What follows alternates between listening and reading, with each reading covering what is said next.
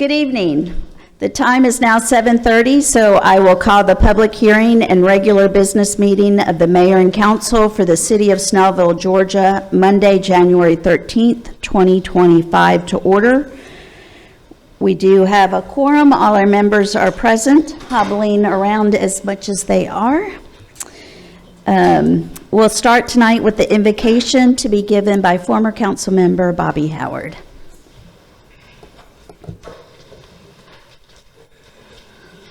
Thank you, Mayor and Council. Join me in prayer, please.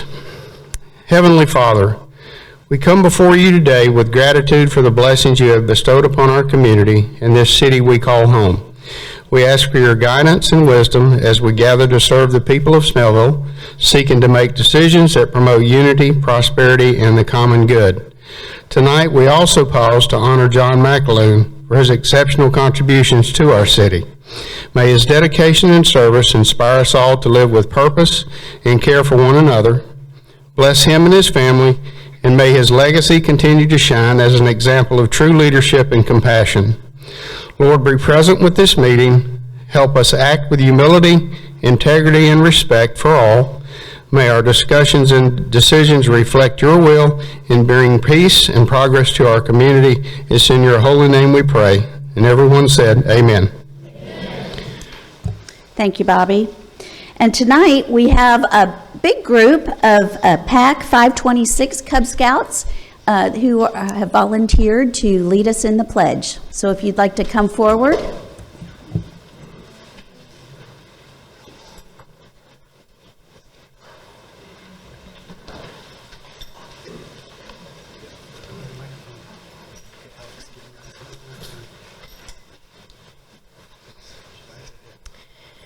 Everybody stand up. Those in not uniform, hand over your heart. Those in uniform, Scout salute. And then we say the Pledge of Allegiance to the flag. I pledge allegiance to the flag of the United States of America and to the republic for which it stands, one nation, under God, indivisible, with liberty and justice for all. Toot. You may be seated. Thank you all so much for being here at the meeting tonight and for leading us in the pledge. Now we have several items under ceremonial matters, and we are going to start with the Senior Center Volunteer of the Year Award.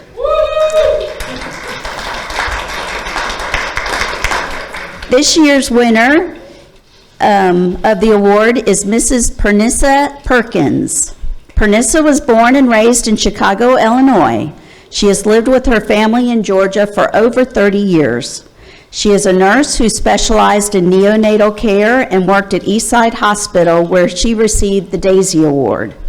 This is an international award that recognizes exceptional nurses who demonstrate above and beyond care and compassion for their patients. She's been a member of the Snellville Senior Center since 2019, where she often volunteers at the front desk, answering phones, taking members on tours, assisting with assembling the newsletters, helping decorate and clean up for special events, and even assisting on the overnight trips.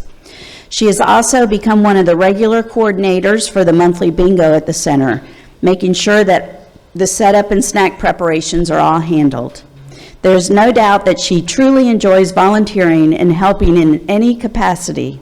She has a huge heart of gold and will stop to help anyone who is in need. It's with great pleasure and sincere appreciation that on behalf of the City of Snellville and the entire Parks and Rec Department, we present this award to Pernissa Perkins. Please join me as we congratulate her on winning this most deserved award.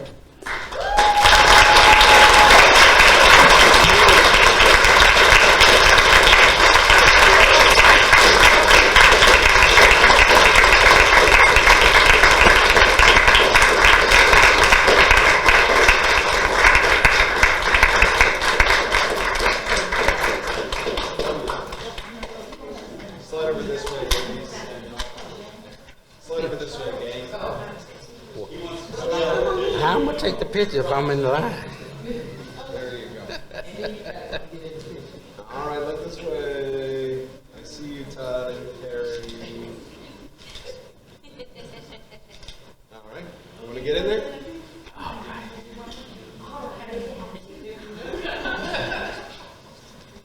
All right, here we go. One more. Thank you.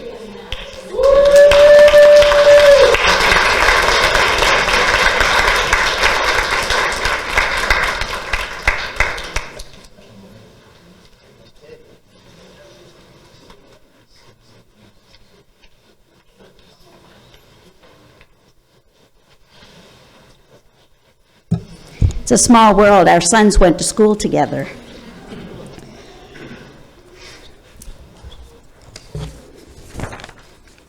Okay, next we have Proclamation 2025-01, recognition of St. Oliver Plunkett Catholic Church winning the best tree with the most donated items at the 9th Annual Snellville Festival of Trees. Whereas the 9th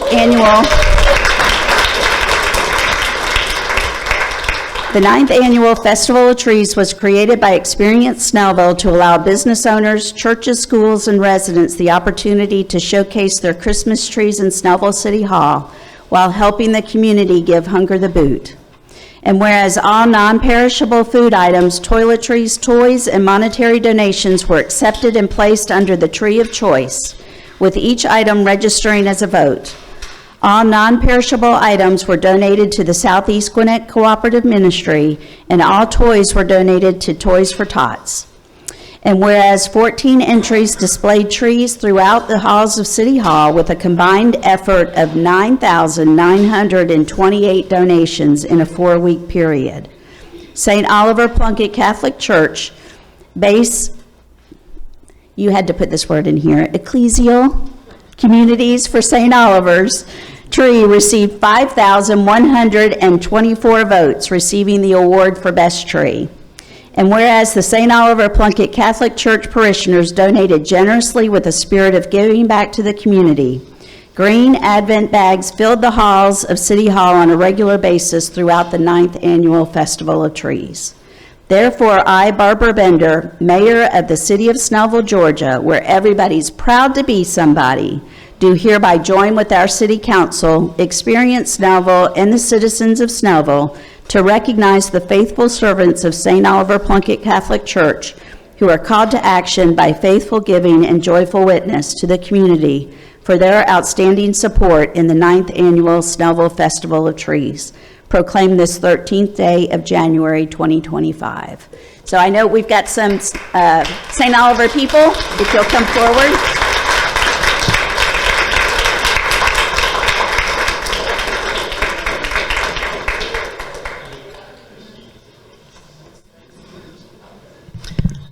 So we're going to award St. Oliver's the plaque for winning, and we're going to ask you to stay up front here, and then we're going to call on all the other Festival of Trees participants that are here, and we'll do a group picture.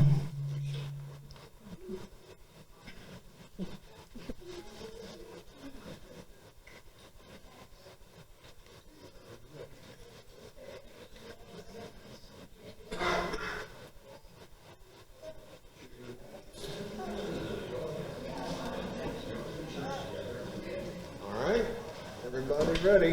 1, 2, 3, and a couple more.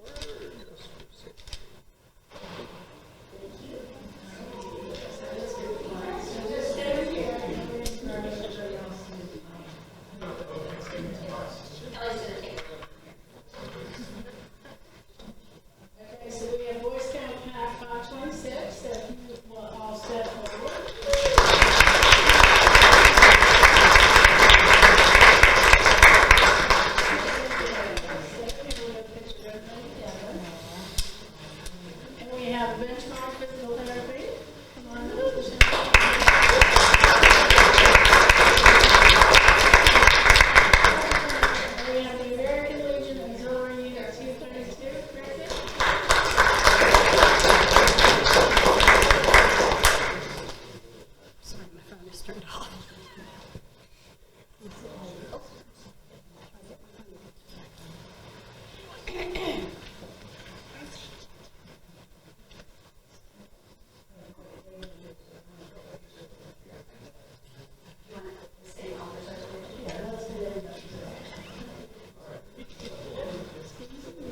Squeeze it nice and tight. Real tight, real tight.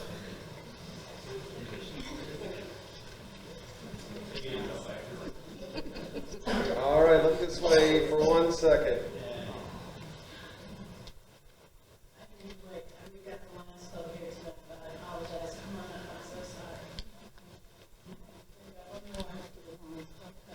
Is anybody else here for the Festival of Trees? I don't want to miss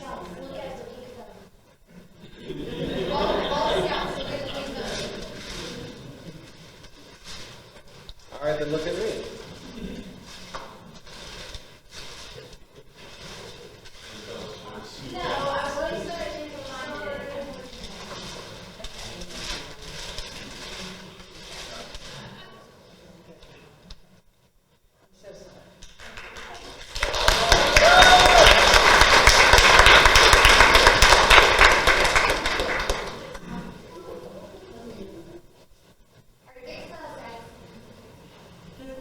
All right. Kelly, look over here. There you go. Thank you.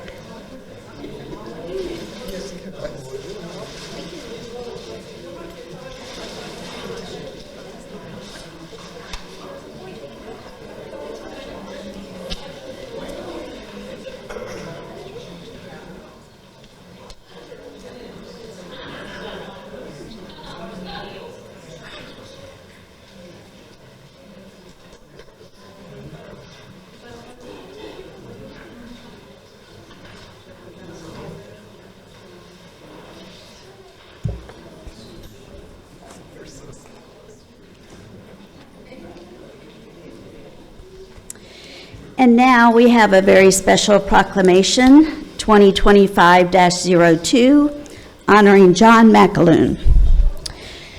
Whereas John McAloon was born July 12, 1945, and raised in Scranton, Pennsylvania, and passed away December 9, 2024, in Snellville, Georgia. And whereas John developed a strong and lifelong work ethic growing up working with his father on a farm, while attending Holy Rosary Catholic School, graduating in 1963, and subsequently earned an associate's degree in printing from Penn State. And whereas John maintained a lifelong love for antique cars, serving as the president of the Antique Car Club for several years, winning several Best of awards, and having his cars featured in several publications. And John had a great passion for antiques and collectibles, founding Pennsylvania John's Antiques and Collectibles, which he led for over 55 years, traveling around the country in a Ryder truck and visiting all 50 states seeking treasures. And whereas John loved his family dearly, his wife of over 30 years, Kelly McAloon, his daughter and son-in-law, Michelle and Randy Huggins, and his beloved grandson, Graham Huggins. And whereas John McAloon was a humble man, serving his church community at St. Oliver Plunkett Catholic Church as an usher, and he loved and served his Snellville community for over 2 decades, and volunteered at almost every event for the city of Snellville, and could rarely be found standing still. He always had a smile, a moment, and a hug for everyone. And whereas the city of Snellville, its staff and citizens, wish to honor John McAloon for his distinguished service and unwavering commitment to Snellville, and the passing of John McAloon has caused a deep void in the community. Now, therefore, I, Barbara Bender, mayor of the city of Snellville, Georgia, where everybody is proud to be somebody, do hereby join with our city council, who wish to honor the life and service of John McAloon. We express our gratitude to John and our deepest condolences to his family. Proclaim this 13th day of January 2025. Kelly.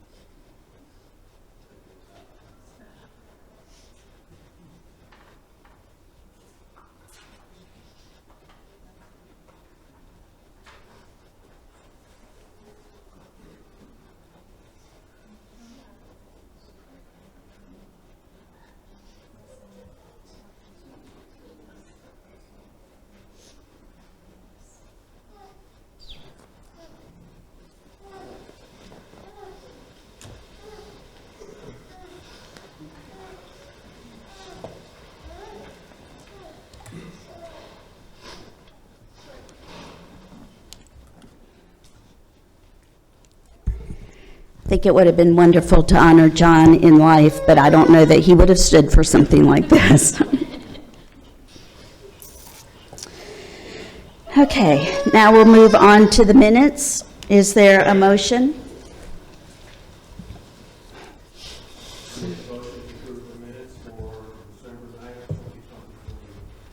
There's a motion to approve. Is there a second? Second. Who was that, Carrie? I heard Carrie before you, Gretchen. So there is a motion and a second to approve the minutes. All in favor, please raise your hand. That is 5 in favor. Any opposed? 1 abstention. Right. We have no invited guests or committee or department reports, so we'll move to the approval of the agenda. Is there a motion? Motion to approve tonight's agenda, January 13th, 2025, as published. There's a motion to approve the agenda as published. Is there a second? Second. There's a second by Norman. All in favor, please raise your hand. That is 6 in favor with none opposed. Norman, was your hand up? Okay. Next, we have our public hearing. We have item A, public input on opting out of the statewide adjusted base year ad valorem homestead exemption for the city of Snellville. Just by a show of hands, does anybody understand what that just meant? One person. So I'm going to give you a little bit of a, we've got a very short PowerPoint presentation just to kind of set the stage for what it is we're talking about. And then I will open the floor to public comment. This is a public hearing. What we're asking, we're going to allow up to 20 minutes for this agenda item. If we don't use all that time, that's great.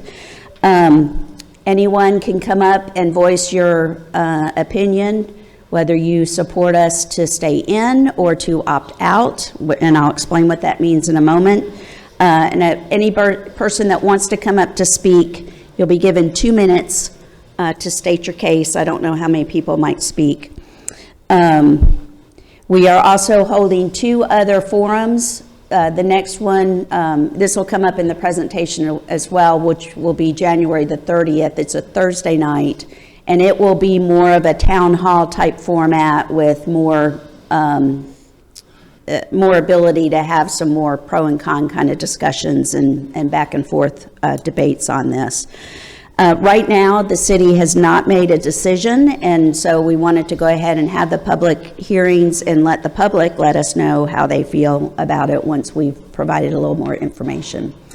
So what this is all about is a new law that was passed by the state legislature in 2024, and it's known as House Bill 581.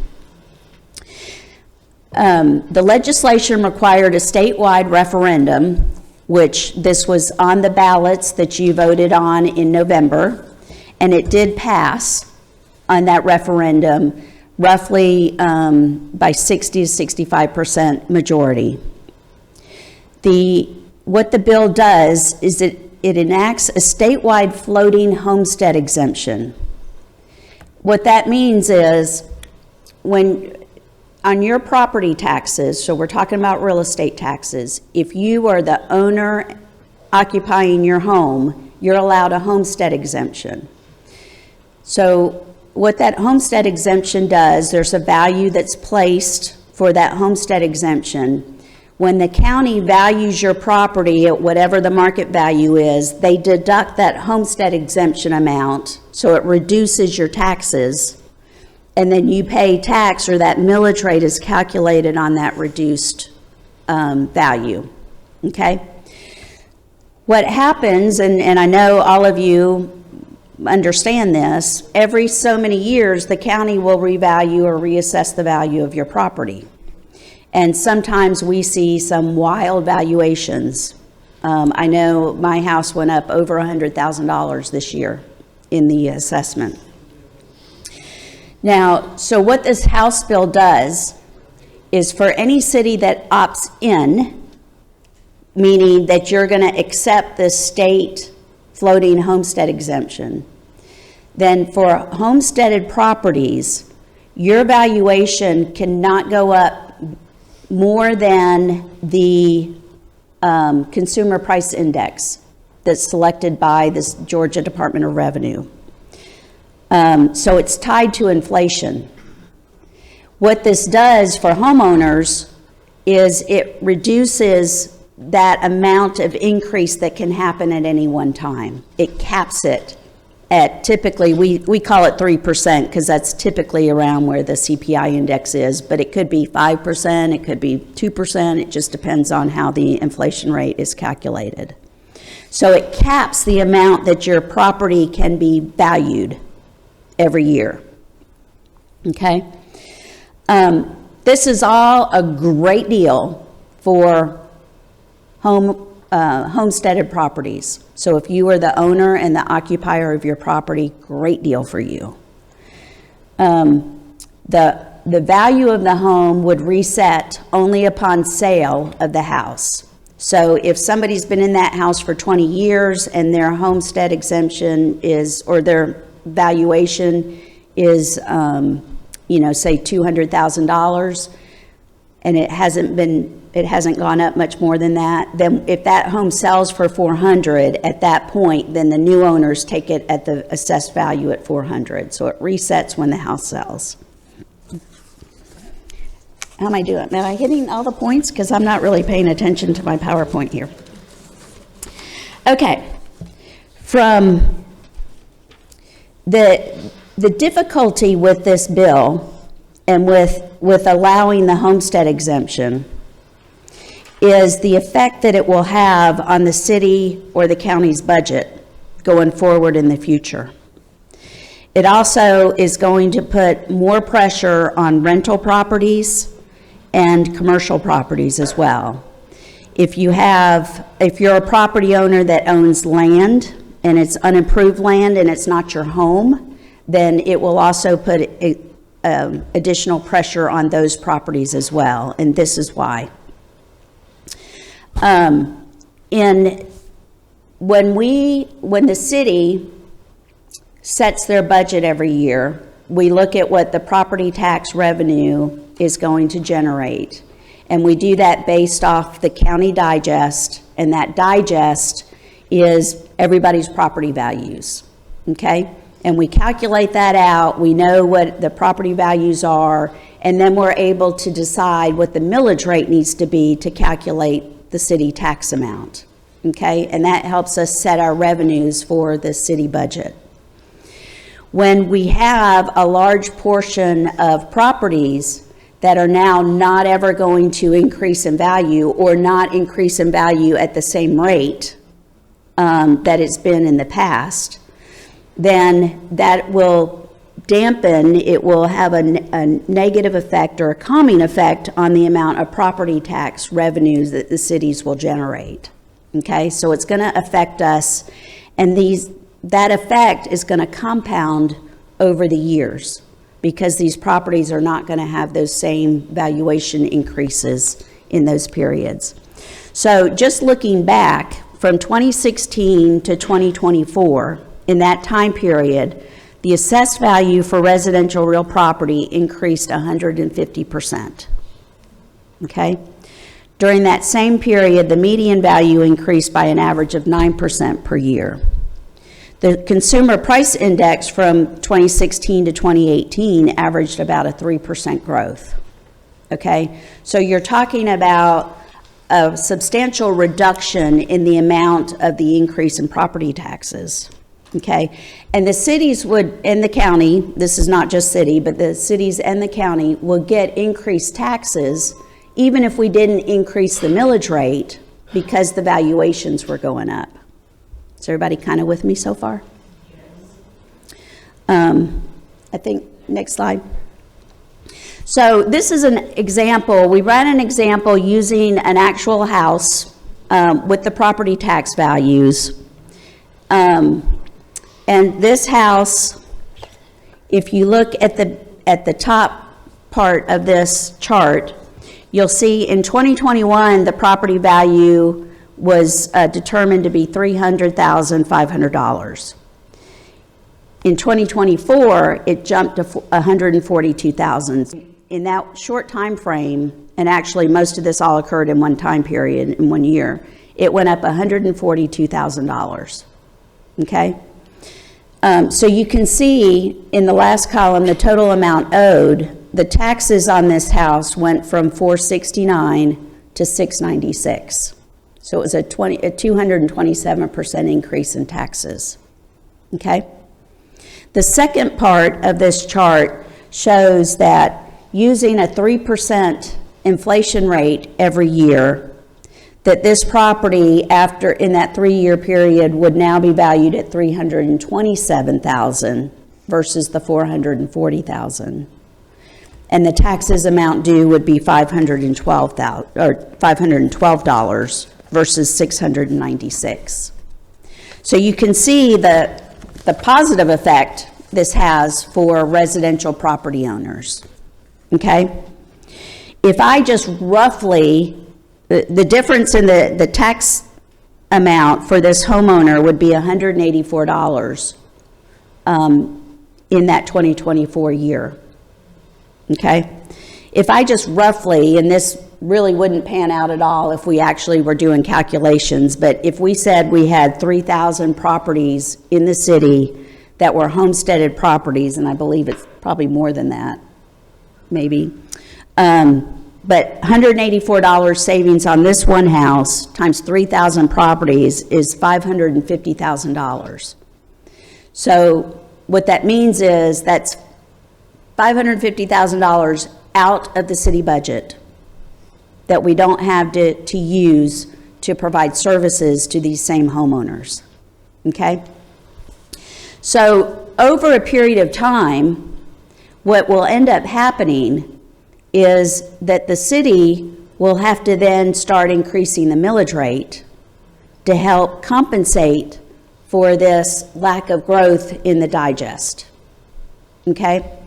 And Matt Pepper, the city manager, just ran a potential scenario. The problem with doing this type of modeling is there are so many variables in this, but just to do a simple calculation, you can see the upper line, blue line that goes up a little bit steeper, is if properties continued to appreciate and the valuation continued to go up as it's been for the last several years. Okay, and this is the revenue impact for the city. The bottom line is if this homestead exemption goes into effect here in the city, this is what it will do to city collections as you head out to 2032. Okay, so you can see that as each year goes along and this homestead exemption compounds, it's going to continue to have a depressing effect on the city's property tax collections. And that's if we held our millage rate the same. So as costs increase and as city services get more expensive to provide, the only other avenue the city will have in the future is to start increasing the millage rate. We've been able to hold our millage rate steady for the past 5 years. I think we've been 5 or 6 years, we've been at 4 mills, and we have not increased that. We've taken any increase in property taxes based on the valuation increases, okay? So we haven't had to raise the millage rate for that time period. But I think as we see this play out, should the city go with this homestead exemption, then we're going to see in the next probably 2 to 5 years that millage rate's going to have to increase. Now, the issue, what I said was this was still all really good for homesteaded property owners. So if you're owner-occupied house, you know, you're good with this. The problem is we've already got a housing situation that's pretty dire. We have a rental situation where people are getting priced out of the rental markets, and this is only going to make that problem worse because rental properties are not protected under this homestead exemption. So the people that own that house are going to be, if the millage rate has to increase to help balance out the city budget, their increases are going to be higher because the millage rate will be higher, and they will have higher valuations because they're not going to be capped on these lower valuations. The same with commercial properties. And also people that have unimproved land will feel the same effect. Now, when I'm looking at it with my homeowner's hat on, I say, well, who cares about them, right? But when you look at it from, the city perspective of what this does to our ability to provide services and maintain our infrastructure, it creates a problem here for the city. When you're looking at commercial property owners, the Walmarts of the world, the Belks of the world, we probably don't care so much about that. But this also has a huge impact on our small businesses as well. Whether they own their building or they rent, their rentals are going to go up because the property taxes are going up, which means their rent's going to go up as well. So there's a lot of dynamics that go into this.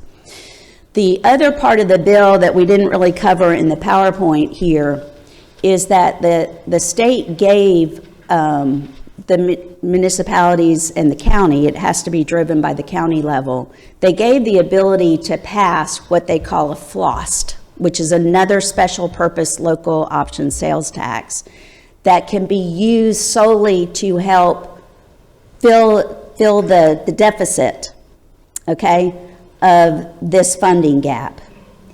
However, we don't believe the Gwinnett County would have to put that referendum on the ballot, and it would have to pass a vote by all of the taxpayers. We don't believe at this point that Gwinnett County will ever put that referendum on the ballot. So we won't have that opportunity to make ourselves whole with a sales tax. And what that does is it shifts the burden from homeowner occupied houses, that tax revenue, it would shift the burden to anyone who's out consuming, which could be residents, it could be people passing through the city, everywhere that sales tax is generated. So we didn't even really include that in on the PowerPoint because I'm not of the mind right now that that's going to happen here in Gwinnett County. The other caveat that they put in is if one city or entity within the county opts out of following this homestead rule, then there's no sales tax option that can be garnered. And we know several cities are definitely opting out of this property tax exemption because they are solely residential cities and the hurt on their budget would be insurmountable. So we say all of that so that when you're making your comments, you can understand the full implications of what's happening here. This is really difficult stuff. The practicality of implementing this is going to be horrendous for our city clerk and even just being able to calculate things. It's also going to put a lot more stress on being able to explain and figure what the millage rate needs to be and what it's going to do to individual properties. To me, the property tax calculation process is a process that most people do not understand. It's hard. It's just hard stuff.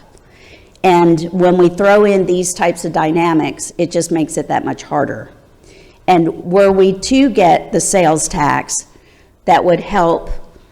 We'd have to figure a millage rate, figure how much sales tax was projected to fill the gap, and then roll back that millage rate to make it all work out. So that would be a process that could not be explained to anyone. It would not be transparent to really anyone. I don't know that we would even know for sure what it was. I'm not sure how you would solve for X in that situation, but we just have to figure it out. So I'm going to ask city manager, city attorney, have I missed something? Todd? Madam Mayor, there's one issue that comes up as someone who's owned rental real estate since 1991. My tenants bear the cost of all the expenses of that house. And whenever there's an increase in the tax, there has to be a corresponding increase in the rental. And that's just part of it. So here, over the last 2 years, one of the things that I see constantly are people who are struggling to afford rental houses. The rents have increased at a ridiculous rate, and with as this is proposed, those costs would continue to escalate at I would assume, at the same rates that we've seen. And it would put an undue burden on those who least can afford it, plus the commercial property owners already bear the greatest proportion of our taxes, and they would certainly end up absorbing that and passing it along to all of us. So you're stealing from one hand and giving with the other. But one of the worst things that I've seen about this legislation is there is no way to police the homestead exemptions. And it's quite common. I know a number of people who do their business this way. They buy a house, it is their primary residence. They buy it in Gwinnett County, it gets homestead exemption. They move out after X number of years, say they buy in Barrow County or Walton County. There's no way that the Gwinnett County tax system picks up that they now have homestead in another jurisdiction. Therefore, I have confirmed that there are a number of properties that are currently rentals in the city of Snellville that have active homestead exemptions. So these people would continue to have the tax savings that are meant for owner-occupied properties.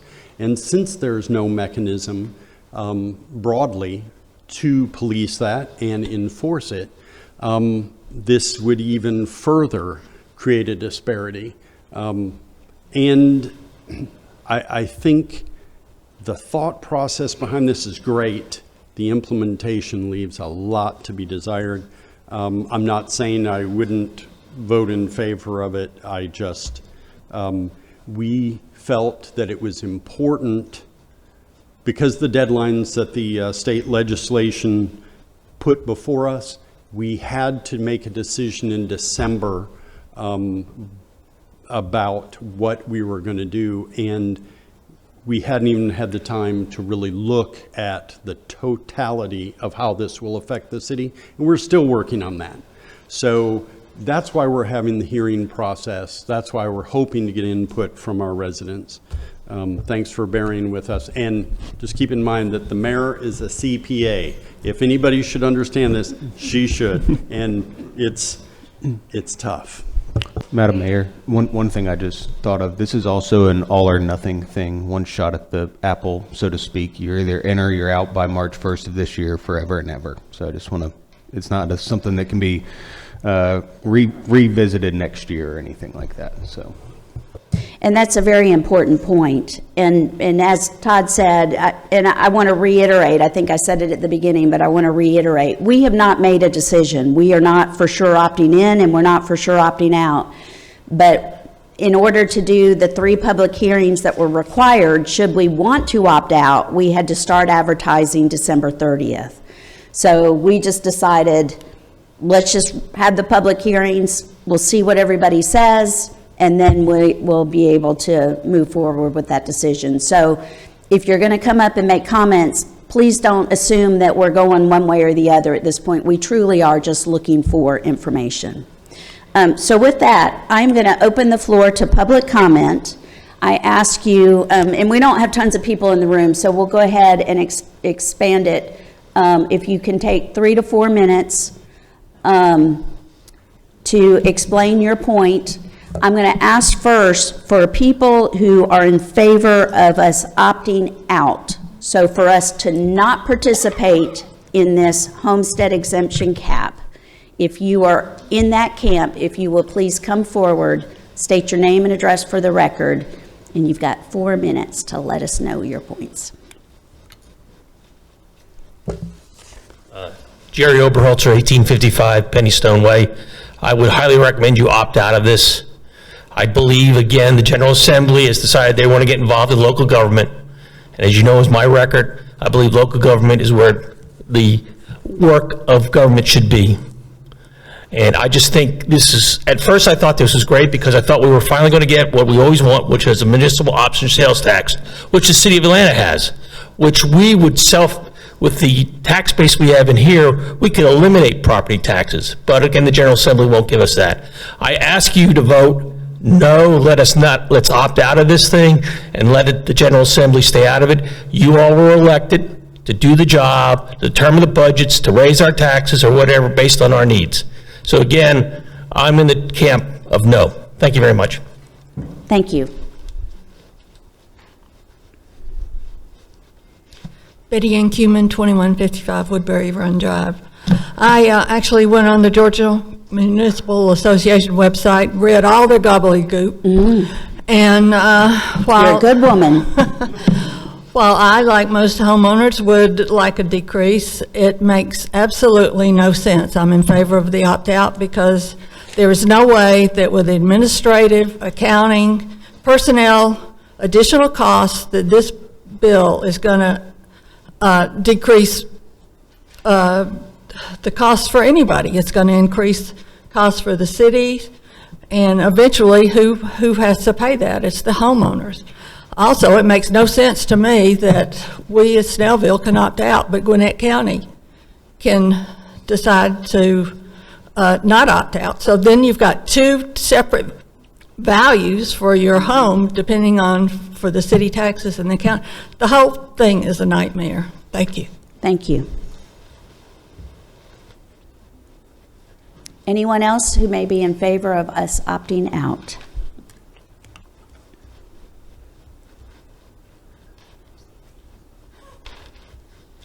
Hello, everyone. Your favorite citizen. I hope you had a great holiday. I read all this stuff before we even had to vote on it. And I wasn't in favor of it then just simply because that's our revenue. And when you have to turn around and add a whole nother tax to make up the difference, then why are we even doing this homestead floating for everyone? I don't feel as though that this is the right way to go, trying to save our dollars for homestead exemption.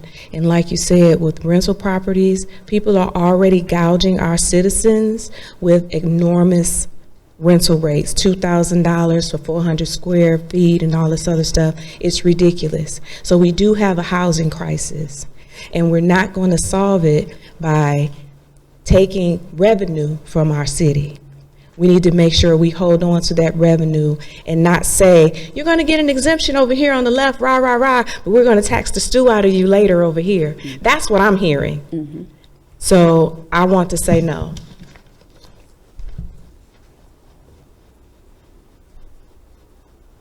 Anyone else that would like to speak in favor of us opting out?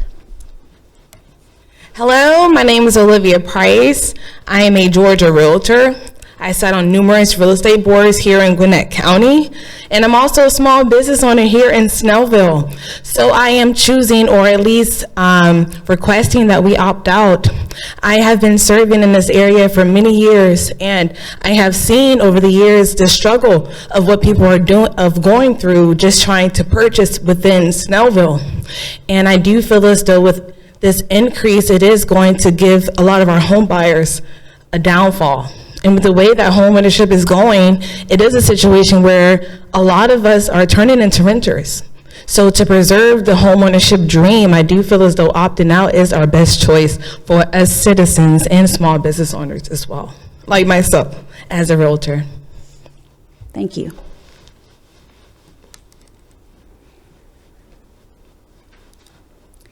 Anyone else? Okay, so then I will call for anyone who would like to speak in support of us opting in. So that would mean that we would vote for having this homestead exemption.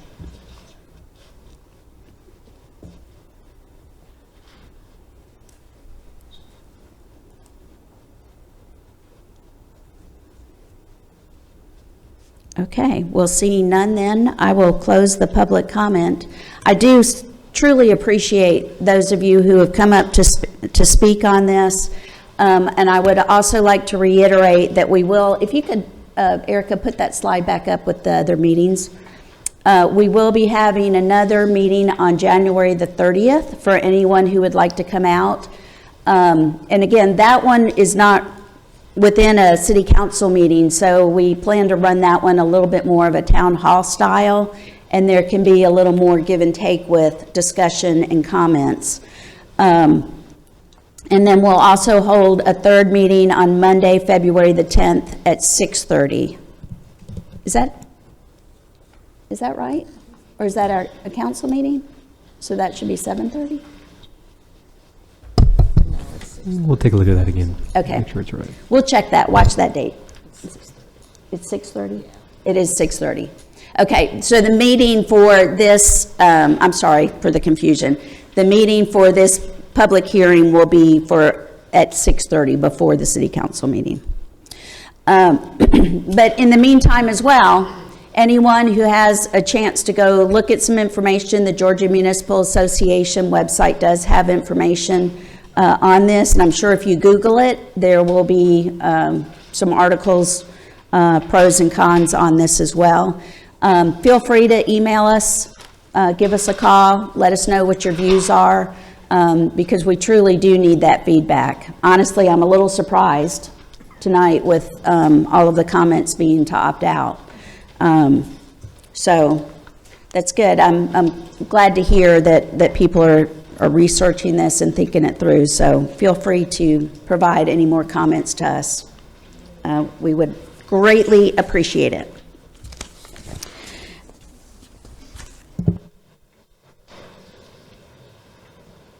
Okay, so now we'll move on to our next item under the public hearing is item B, first reading.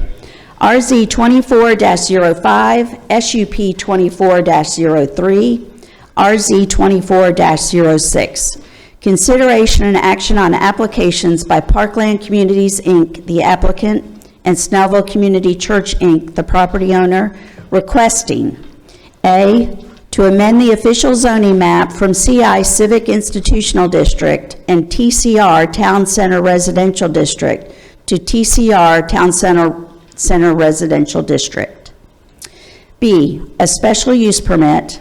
And C, request for variances from the Snellville Unified Development Ordinance for 140 stacked townhouse style, stacked flat community on a 7.77 plus or minus acre tract of the Snellville Community Church campus, located on Civic Drive Southwest, Pate Street, and Henry Clower Boulevard, Snellville, Georgia.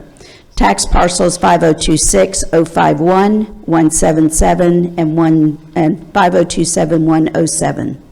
Additionally, the applicant is also requesting to amend the official zoning map from CI Civic Institutional District to BG General Business District on a 1.18 plus or minus acre tract of the 8.95 plus or minus acre tract or total site for a 14,000 square foot commercial building for adult living, daycare, retail, and restaurant uses. This is a first reading for anyone not familiar with our process. Any kind of changes to our ordinance like this require it to be on 2 city council agendas. So at this meeting, we will not have any public comment or discussion. We'll just simply waive this to our next meeting for the discussion. Is there a motion? Motion to waive the first reading on RZ 24-05, SUP 24-03, RZ 24-06, and to place it on the January 27th agenda for a second reading and public hearing. There is a motion. Is there a second? Second. There's a motion and a second. All in favor, please. Madam Mayor, prior to a vote, could I just make a statement? Absolutely. I just wanted to point out for transparency reasons that I am a member of this church. I have not been involved in any of the meetings or work with the developer, and I did check with our city attorney in our work session, and he said that it was okay for me to vote on this agenda item. Thank you. You're welcome. Thank you for making that point. Okay, so we have a motion to waive the first reading and a second. All in favor, please raise your hand. That is 6 in favor with none opposed. That ends our public hearing items for the night. We have nothing under consent agenda or old business, so we'll move to new business. We have consideration and action of the election of the mayor pro tem. This is an annual thing that we do the first meeting of January to elect our mayor pro tem, who is our vice mayor. It's been served very well by Todd Warner this past year, and this is a council consideration, so if someone would like to make a nomination. Motion to, go ahead. I would like to nominate Todd Warner, I'm sorry, Todd Warner to serve again as our mayor pro tem. Okay. Ted never gets anything. I'm sure he'd appreciate that. Okay, so we have a motion to have Todd Warner as our mayor pro tem. Is there a second? Second. There is a motion and a second. All in favor, please raise your hand. That is 5 in favor. Any opposed? And 1 abstention. Very good. Thank you, Todd. He has served very well. This past year, my mother's had a lot of health issues, and Todd has really done a great job with keeping things rolling for me through all of that. So I truly appreciate your help and support. I'm just glad you didn't tell everybody how I pushed her down those stairs. We have item B, consideration and action on resolution 2025-01, fixing of the qualifying fees for the November 4th, 2025 general election. With all of us just finally getting over election fatigue from last year's presidential election, we get to look forward to city elections this year. So this is annually, we have to fix the qualifying fees for that election, which are at 3% of the current salary of the mayor and council, or it would be for council members. It's at $240 for each seat. Is there a motion? Motion to approve Resolution 2025-01 as read by the mayor. There's a motion to approve. Is there a second? Second. There is a motion and a second. All in favor, please raise your hand. That is 6 in favor with none opposed. We have item C, consideration and action on award of the bid for the contract for repair of stormwater drainage systems. It's PW 2411112. This is our annual contract that these funds come from our stormwater fee fund. And these are the projects that are slated to be fixed this year. So this is a lot of the pipes running under streets and things like that are in dire need of fixing. Is there a motion? Motion to award the contract for repair of the stormwater drainage systems to Dickerson Group in the amount of $667,100.36. There is a motion. Is there a second? Second. There's a motion and a second. In favor, please raise your hand. That is 6 in favor with none opposed. Next, we have item D. I'm nominating Robert Windsor to the Planning Commission for Post 1 to fill a vacant seat. The expiration date on that seat would be June 30th of this year, 2025. That is my nomination. I ask for council's confirmation. All in favor, please raise your hand. That is 6 in favor with none opposed. Then we have item E, consideration and action on approval of agreement with LGBM Associates, Inc. for plan review services. We've had an engineering company that did our plan reviews for us for many years, and their service level is just not quite what it's been. And so the city planning director and city manager has asked to consider LGBM Associates, who is actually one of the principals that used to do our plan reviews, to take over those services. Good. All in favor, please. Oh, first we need a motion. How about we get a motion first? Motion to approve the agreement with LGBM Associates for plan review services. There, a motion and a second by Norman. All in favor, please raise your hand. That is 6 in favor with none opposed. With that, that ends our business portion of the meeting, so we'll move to council reports, and we'll start with Councilmember Norman Carter. Thank you, Madam Mayor, and good evening, everyone. Happy New Year to all of you. I have a couple things. Number one, I have a pet project. The intersection of Highway 78 and South Crestview and North Crestview, just a very, very, very hazardous condition there, driving condition. And I've been in touch with the Gwinnett County Department of Transportation, who agree with, the people I talked to agreed that there was a lot of concern for that. But what happened is that the county turned down the need for a traffic light at that intersection. If any of you have ever been there, you'd know that that's a wicked, wicked place. So the county has has moved to notify, to have a discussion with the state as far as putting traffic controls at that intersection. And I expect to have an answer sometime this week. And I'll share that with you via Facebook and at the next meeting. Secondly, and I hope I'm not speaking out of turn, I woke up with brown water this morning. And I live in the Grayson subdivision.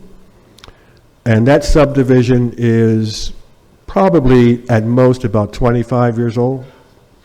So if we're having water problems and leakage in a system that's about 25 years old, I think we need to be concerned about what's happening in Snellville, which has a much older infrastructure, and how we're going to move forward with that. So I just want to put that thought out there, especially since we're talking about this this new tax bill for residences. And that would be about all that I have. And thank you for coming.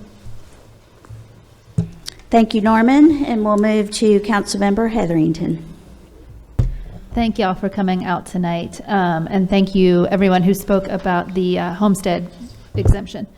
That's a whole lot to think about and figure out what we're going to do with that. So thank you for your input. Please continue to reach out to us with that, with your thoughts and your questions on that. A few weeks ago, I believe it was our December meeting, I shared with y'all that Snellville Performing Arts had been nominated for something like 13 or 15 awards. They won 5 of them, which is amazing. And I was actually at their Christmas show when somebody backed into the back of their building and drove off during the show. Yeah. Fortunately, some of the high school kids were out there, and they all have phones, so they recorded the car driving away, and I believe it didn't take, I could be wrong, I believe it didn't take long to find out who it was. But on the same note, Snellville Performing Arts is 100% volunteer-driven. Nobody takes home a salary. All of their money, everything they make is either ticket sales or donations. and they have an anonymous donor who has agreed to match donations up to $1,000 a month for 2025. So that's an opportunity for them to have about $12,000 in donations this year that they could very much use. So if you're looking to shed a little financial weight, let me know, I can hook you up. Thanks for coming out tonight. We'll see y'all soon. Thank you, Carrie. I like that, shed a little financial weight. Councilmember Linsky. Hi, Happy New Year, everyone. Thanks for being here tonight. Just want to take a moment to commend our city staff. Public Works did an awesome job keeping our roads clear during our snowstorm. Snellville Police Department always showing an incredible amount of excellence, keeping us informed, and with a great sense of humor with their posts on Facebook as well. So I greatly appreciate them. While I was warm and cozy in my house with my fireplace, they were the ones who absolutely deserved all of our thoughts and prayers and the strength that they have shown us to continue on very tough work. We appreciate them. Thank you all for issuing good thoughts, prayers to me. I'm coming off of my second back surgery and just getting my bearings back up to speed here with City Council. So just continue to send good prayers my way. Thanks. Thank you, Christy, and Councilmember Schultz. Well, I also had it on my written notes to thank the Public Works staff as well as the Snellville Police Department for their hard work over the past few days when we had 3 or 4 inches of snow, and I know they spent many hours out there. They cut trees down. They tried to clear as many roadways as they could, and it was greatly appreciated. On a personal note, I also wanted to speak about the Snellville Farmers Market. You know that for years and years, I've always talked about the farmers market during the council meetings, and probably most of you know that I turned over the administrative work of the market, something Kurt and I had been doing for 15 years, but we turned it over this year to Charlene Britt, and I just wanted to commend her on the job that she's doing. She is really doing a top-notch job with the market, and I'm so very grateful for that because it was a little hard for me to turn it over. I have to admit it was a real struggle for me because it was kind of my baby, but I do want y'all to know she's just doing a wonderful job, and I wanted to publicly commend her for the effort and the time and energy and imagination that she is putting into the job. So thank you very much, and Happy New Year to everyone. Thank you, Gretchen, and now we'll go to Mayor Pro Tem Todd Warner. I want to thank my fellow council members and mayor for putting your trust in me and electing me Mayor Pro Tem again this year. My esteemed colleagues, I'm sorry, Dave or Ted, and don't worry, Gretchen, my in-laws until the day they died called me Scott more often than Todd, so Ted is an improvement. I really appreciate everybody coming out tonight. Your support and your interest means the world to us because we're here for you. And it was wonderful tonight to see the youngsters show up and lead us in the Pledge of Allegiance. Having been a Cub Master, it's a lot of corralling cats. We live in a great community, and it stays that way because of the hard work of all of y'all, and I really appreciate it.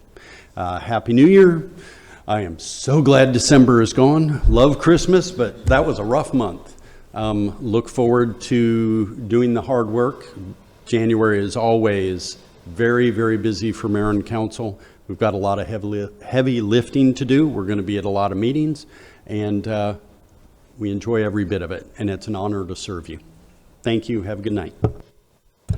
Thank you, Todd. And just a couple of comments. Again, I would like to echo the comments for our Public Works Department and Police Department for keeping us up to date on what was happening in the city, and making sure that the roadways were as safe as they could be, considering the circumstances.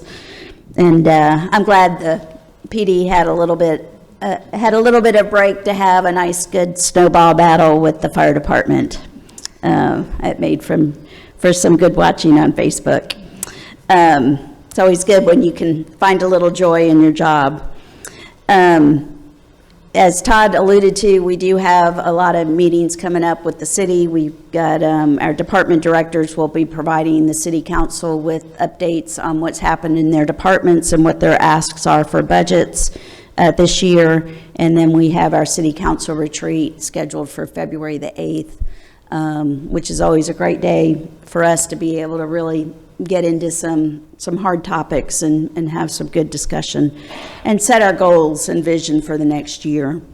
And so we've got a lot of things going on. We had a little bit of break from council meetings in November and December and thoroughly enjoyed that part of it, just being able to be away from some of that for a little bit, but looking forward to really digging in this year and making some good changes and improvements here in the city. Thank you all for coming out, and again, thank you for the comments on the property tax exemption, and look forward to continuing that discussion and getting some more input on January the 30th. With that, I will close the mayor's report and open the floor to public comment. Anyone can come forward, 5 minutes on one topic, please.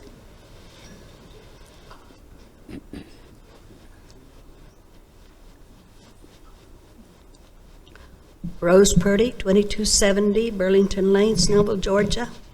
I would like to have an opportunity to put some of this information in our next newsletter, and we're having our annual HOA general membership meeting in February the 8th, and I'd like to either somebody to come and talk or give me something I can hand out at the meeting.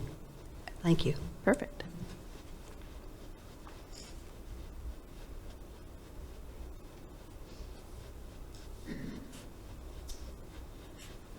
I think she can read my mind. That's exactly what I was going to ask for. If there was a way, because I know you guys had your opportunity, you just got dumped with it in December or what have you. And I feel like it's so much information. The next 2 meetings will not be enough, and there's no way we're going to get this information out to a lot of us taxpayers and voters. So anything that you can do to help get that information out, whether, you know, other community leaders, and we could have maybe some mini town halls or something in our neighborhoods, because there are more neighborhoods than maybe, you know, that you guys actually go to, like my neighborhood or whatnot. So anything we can do that to help get that information out so people can be informed. The other thing is I would love to again extend an invitation to our annual MLK Day food drive. This is open to mayor and council, all of the city and staff, and our wonderful community members. This is something that we do to honor Dr. Martin Luther King, as well as make sure that we show our neighbors that are in need that they're not alone, that they are loved, and that they are valued. And so I have a partnership with Chef Hank Reed. We all know our beloved Chef Hank Reed of Let 'Em Eat. The partnership with the Gwinnett County Sheriff's Department, Sheriff Kebo Taylor and LT Harris with the Gwinnett County Sheriff's Department Community Outreach, and other organizations. We've had people like Publix and Kroger and Bomba Socks and just other individuals that are trying to help us. So I invite you guys to come out. You can find out more information on KarenandCat.com. Karen, Karen, the word and Cat, CAT.com. And if you just click on the MLK page, you'll find out more information as to how to register to volunteer. We need people who are prayer warriors, people who are cheerleaders, people who have that warm smile, because we do have people up to 150 to 200 people come through the line. They're living in their cars. You know, one time there was a lady, she lost her daughter, she got custody of 6 grandchildren, and she was a senior citizen, and she had nothing. So this is an opportunity. Not only are we feeding individuals with nourishment, but we're feeding their soul and we're giving them hope. So I would love for you guys to come on out, because seeing individuals that are our elected officials will really let them know that people of all levels care. And we're working hard to do something about it. So again, the event is Saturday, January 18th. At Lenore Park on Lenore Church Road. We open the gates to start feeding at 12.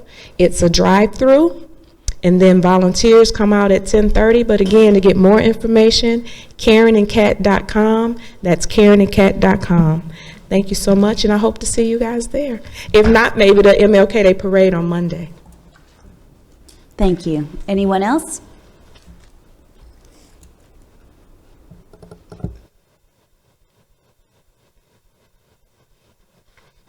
Good evening, Mayor and Council. Melvin Everson, 1725 Winding Creek Circle. I just want to echo my thanks to the City of Snellville, Police Department, Public Works, the whole 9 yards during this snowstorm. I've never been so informed as I was the last couple of days. You guys saved me. Thank you all so much. Also, in my new role at Gwinnett Technical College, Vice President of Economic Development / Community and Governmental Affairs, you'll see a lot of me traveling back and forth from the Capitol downtown, Washington, D.C., the Capitol, and throughout all the cities in Snellville. Gwinnett Tech, historically, is on the verge of accomplishing something that is never accomplished before. Our semester, this semester, enrolled at Gwinnett Technical College, 11,565 students.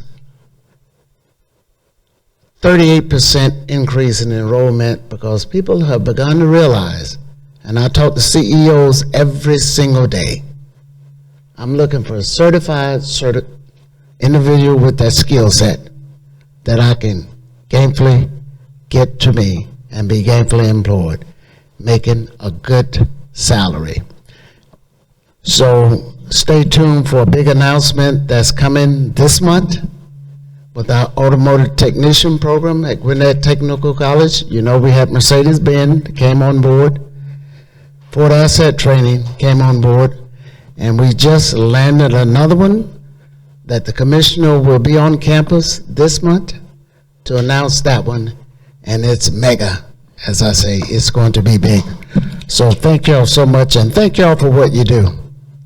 Thank you for what you do. Councilman Carter, thank you for your letter about the homestead exemption. And you'll hear more about that from me during the town hall meetings. Thank y'all so much. Have a good evening. Thank you. Anyone else? Seeing none, I will close the public comment and entertain a motion to adjourn. Motion to adjourn? There is a motion. Is there a second? Second. So motion and a second. All in favor, raise your hand. That is 6 in favor with none opposed. We are done. Thank you all for coming out tonight.